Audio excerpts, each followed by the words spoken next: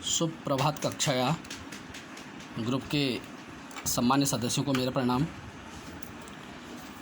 आज हम बता रहे हैं हिंदी पद्य काव्य की पाठ योजना।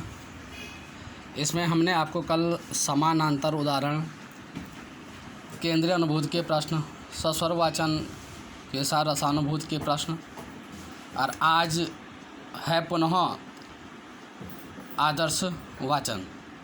और यहाँ फिर आप बोल रहे हैं 2-3 बार आदर्श वाचन क्यों है? क्यों ये आपका सिर्फ लेसन प्लान में लिखा रहेगा, बाकी आदर्श वाचन आपका एक ही बार होगा।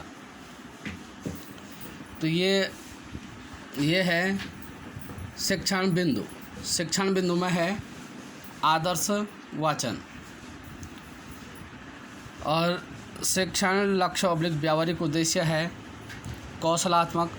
छात्र अपनी वाचन एवं श्रवण क्षमता का विकास करते हैं। वाचन क्षमता का भी और श्रवण सुनने की क्षमता का भी विकास करते हैं। पढ़ने का भी और सुनने का भी विकास करते हैं। छात्र अध्यापक क्रियाएं।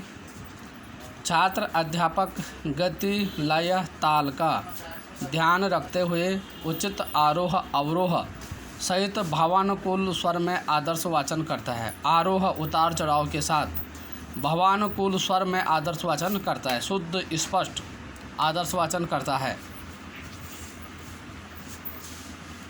अब इसमें है छात्र क्रियाएं हैं। छात्र क्रियाएं, छात्र ध्यानपूर्वक सुनते हैं। क्यों? जब छात्र अध्यापक आदर्श वाचन करता है तो छात्र ध्यानपूर्वक सुनते हैं और अपनी किताब में देखते हैं।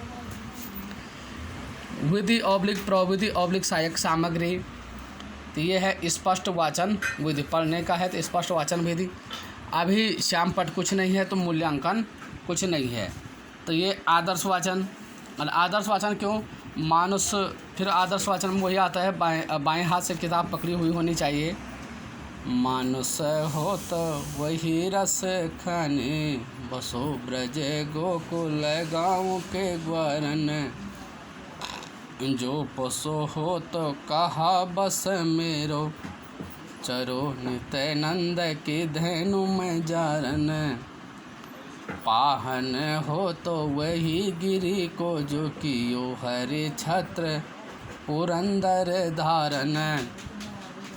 जो खग हो तो बसेरा करो मिले, कालंदे कुल कदम्ब के डारन। अब यहाँ पर ये आदर्श वाचन क्यों किया गया है? इसलिए किया गया है क्योंकि पुनरावृत्ति के प्रश्न पूछने होते हैं और इसी में पुनरावृत्ति के प्रश्न पूछने होते हैं। पुनरावृत्ति के प्रश्न छात्र अध्यापक अब यहाँ लिखेंगे आप पुनरावृत्ति प्रश्न। छात्र अध्यापक छात्रों से पढ़ाए गए पाठ के आधार पर निम्नलिखित प्रश्न करता है। प्रश्न 1, बसो ब्रज गोकुल गाँव के ग्वारन में कौन सा अलंकार है? अब ये आदर्श वाचन क्यों किया गया है? आदर्श वाचन इसलिए किया गया है, जब आप पहले बोलेंगे बसो ब्रज गोकुल गाँव के ग्वारन, तो बसो ब्रज गोकुल गाँव के ग्वारन में कौन सा अलंकार है? तो इसका उत्तर इसमें नहीं है, इसका उत्तर छात्र देंगे। प्रश्न 2, रसखान पत्थर क्यों बनना चाहते हैं? क्योंकि तभी उत्तर दे पाएंगे जब वो मानुष हो तो वही रस खाने, बसो ब्रज गोकुल गाँव के ग्वारन। रसखान पत्थर क्यों बनना चाहते हैं? जो पशु हो तो कहा बसो मेरो, चरो नित्यानंद के धैनु जब मजारन। पाहन हो तो वही गिरी को जो कियो हरे छत्र पुरंदर धारन। तो ये रसखान पत्थर क्यों बनना चाहते हैं, उत्तर इसी कविता में है। प्रश्न 3, पुरंदर का अर्थ बताइए। पुरंदर का अर्थ बताइए। अब है श्यामपट सारांश। ये पुनरावृत्ति के प्रश्न 1, 2, 3 प्रश्न काफ़ी हैं। प्रश्नवाचक जरूर बनाएंगे और प्रश्नों को आकर्षक सजा कर लिखेंगे।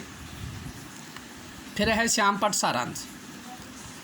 छात्र अध्यापक छात्रों को श्यामपट कार्य अपनी उत्तर पुस्तिका में उतारने का आदेश देता है। छात्र अध्यापक छात्रों को श्यामपट्ट कार्य अपनी उत्तर पुस्तिका में उतारने का आदेश देता है। तो चाहे आपका जो भी छात्र श्यामपट्ट कार्य रहा हो, जैसे आपके कठिन शब्द है, कठिन शब्दों के अर्थ है, आपने भाव व्याख्या के समय कुछ श्यामपट्ट पर लिख दिया हो, तो बीच में आप श्यामपट्ट कार्य उतारने के लिए नहीं, जो उतार भी रहे होंगे तो उनको आप रोक देंगे, बाद में उतारने के लिए कहेंगे। अब श्यामपट्ट कार्य ब्लैक चार्ट लाना है और वाइट पेन आती है ब्लैक चार्ट के साथ के लिए, और पेन नहीं, सिर्फ वाइट सफ़ेद पेन आते हैं, ब्लैक चार्ट आता है। इस प्रकार आप ब्लैक चार्ट को देखो, मैंने भी इसको लगाया है, इस प्रकार आप लगा देंगे ठीक पेज के लगभग 12-14 लाइनों में। तो जैसे यहाँ श्यामपट्ट सारांश में दिनांक, नाम, विद्यालय, विषय, उपविषय, प्रकरण, कक्षा, कालांश और अवधि। तो दिनांक सपोज 18/5/2013 थी, जो यहाँ आगे की दिनांक थी वही दिनांक इसमें भी आएगी। आप लोग कंफ्यूज नहीं करेंगे, जो आगे की दिनांक थी वही दिनांक इसमें भी आएगी। ये देखो दिनांक, जो भी दिनांक रही हो, जैसे उदाहरण के लिए इसमें था, इसकी दिनांक थी 9/8/2014, तो यहाँ भी 9/8/2014 होनी चाहिए। फिर नाम राकेश नथवाल, अपना नाम लिख देना। विद्यालय राजकीय इंटर कॉलेज लंगासो, जो भी आपने यहाँ आगे लिखा है राजकीय इंटर कॉलेज लंगासो। विषय हिंदी, उपविषय पद्य और प्रकरण सवैये, प्रकरण को आप अंडरलाइन कर देंगे। और कक्षा 9, कालांश, यहाँ भी प्रथम लिखा है, कालांश प्रथम, ये कालांश प्रथम, अवधि 40 मिनट। तो जो ये प्रकरण है, प्रकरण को आप अंडरलाइन कर देंगे। अब इसमें क्या लिखेंगे, इसमें कालिंदी कुल कदम्ब की डारन, यहाँ अनुप्रास अलंकार है, क्योंकि यहाँ क वर्ण की बार बार आवृत्ति हो रही है। कालिंदी क, कुल क, कदम्ब क। सवय में ब्रज भाषा है, सवय में ब्रज भाषा है, तो इसका अर्थ ये आपने ये भी लिखना है, तो इसमें श्यामपट्ट से संबंधित आपने कविता से संबंधित भी लिखना है। अब निरीक्षण कार्य, जब श्यामपट्ट सारांश छात्र अध्यापक छात्रों को श्यामपट्ट कार्य अपनी उत्तर पुस्तिका में उतारने का आदेश देता है। जब छात्र श्यामपट्ट कार्य उतारते हैं तो शिक्षा का क्या कार्य होता है, निरीक्षण कार्य। छात्र अध्यापक पूरी कक्षा में घूमकर छात्रों द्वारा किए जा रहे कार्य का निरीक्षण करता है। क्यों ये दिया गया है, छात्र अध्यापक पूरी कक्षा में घूमकर छात्रों द्वारा किए जा रहे कार्य का निरीक्षण करता है, कि जो भी छात्र जो भी कार्य कर रहे हैं, छात्र अध्यापक उसका निरीक्षण करता है। तो आप कक्षा के बीच, अगर बीच जगह नहीं तो किनारे से जाएंगे, छात्रों को देखेंगे कि वो कार्य कर रहे हैं या नहीं कर रहे हैं, तो यही निरीक्षण कार्य है। निरीक्षण कार्य तब जब श्यामपट्ट उतारेंगे बच्चे, तब आपको निरीक्षण कार्य करना है, चाहे छात्र अध्यापक हैं। अब है गृह कार्य, और गृह कार्य हमने आपको कहा था कि आपके पास रोलर बोर्ड होगा, लपेट श्यामपट्ट जिसे कहते हैं, उसके 2 पार्ट होंगे। उदाहरण के लिए एक पार्ट ये है और एक पार्ट ये है। एक पार्ट में आपने गृह कार्य यहाँ चौक से लिखेंगे, बीच में आप गृह कार्य प्रश्न 1, 2, 3, और यहाँ दूसरे रोलर बोर्ड के यहाँ आप चिपकाएंगे क्या, चार्ट यहाँ चिपकाएंगे। अब सेलो टेप के द्वारा एक किनारे यहाँ चिपका दिया, एक किनारे यहाँ चिपका दिया, एक किनारे यहाँ, एक किनारे यहाँ, एक यहाँ, एक यहाँ। बाहर से अखबार आप फिर अखबार के द्वारा एक अखबार का टुकड़ा यहाँ, अखबार का सेलो टेप यहाँ, एक अखबार का सेलो टेप यहाँ। तो इसके द्वारा आप इसको चिपका सकते हैं चार्ट को।